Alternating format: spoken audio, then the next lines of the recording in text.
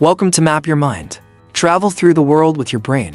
Far out in the blue heart of the Indian Ocean, scattered like a string of pearls upon turquoise waters, lies a nation that seems almost too beautiful to be real. This is the Maldives, a realm of sunlit lagoons, coral kingdoms, and sands so white they glow under the moon. Here, the air smells of salt and flowers, the horizon melts into the sea, and the line between sky and water is a watercolor dream. But the Maldives is more than a postcard paradise. Its story stretches back thousands of years, a history shaped by ocean winds, distant empires, and the unbreakable bond between its people and the sea. From as early as 2000 BCE, these islands were touched by the great ocean travelers, sailors from the Indus Valley, Arabia, and Southeast Asia. They found shelter here after days on the open sea, guided by the sight of palm trees swaying over the atolls. The Maldives became a vital stop on ancient trade routes, where ships exchanged dried fish, coconuts, and the treasure of these islands, the cowrie shell. So plentiful here. The cowrie became one of the most widely used forms of currency in the ancient world, carried in sacks across Africa and Asia, passed from merchant to merchant as coins of the sea.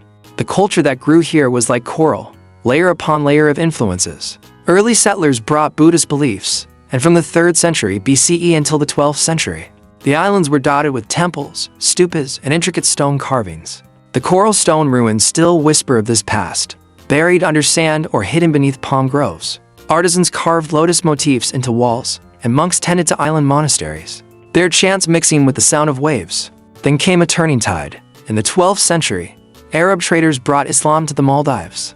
According to legend, the last Buddhist king converted after a mysterious saint drove away a sea demon that plagued the islands. The Maldives became a sultanate, and the rhythm of life shifted. Mosques of coral stone rose against the shoreline, prayer calls drifted across the water, and Arabic script intertwined with local art. The conversion not only reshaped religion, but also aligned the Maldives with the wider Muslim trading world, deepening its role in the Indian Ocean network. For centuries, the sultans ruled the 26 atolls, each composed of dozens of tiny islands. Life was both isolated and connected.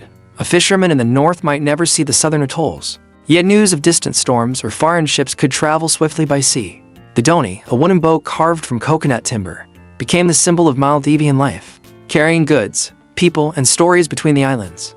Foreign powers eventually set their eyes on this jewel in the sea. The Portuguese arrived in the 16th century, seizing control of the capital and attempting to reshape the islands under their rule. But the Maldivians fought back. In 1573, Muhammad Thakkarufanu led a daring guerrilla war from the atolls, striking under cover of night and finally driving the Portuguese out. His victory is still celebrated every National Day, a reminder of Maldivian resilience. The Maldives then aligned with other Muslim powers before falling under British influence. In the 19th century, in 1887, it became a British protectorate. The sultans remained in power, but Britain controlled defense and foreign affairs. The islands avoided the harsher realities of colonial rule, yet the shadow of imperial politics loomed. When independence came in 1965, the Maldives stepped into the modern world as a small but sovereign nation. Within 3 years, the monarchy was abolished and the republic was born. The economy was still built on fishing, especially tuna, dried and exported across Asia. But in the 1970s, something began to change. The first tourists arrived. They came for the diving, the beaches, the sheer beauty of it all, and they told the world. Soon, uninhabited islands were transformed into resorts, each its own self-contained paradise. Tourism exploded, and with it came jobs, infrastructure, and a shift in Maldivian life. Today, more than 1 million visitors arrive each year, drawn by crystal-clear lagoons, powdery sands, and the chance to swim with manta rays and whale sharks. Yet, for all its beauty, the Maldives lives with a shadow, the threat of rising seas. It is the flattest country in the world, with an average elevation of just 1.5 meters. A single powerful storm, a steady rise in ocean levels, could submerge parts of this nation forever. Maldivian leaders have stood before the United Nations, warning the world that climate change is not a distant threat, but a present and pressing danger. Life here is still anchored in tradition.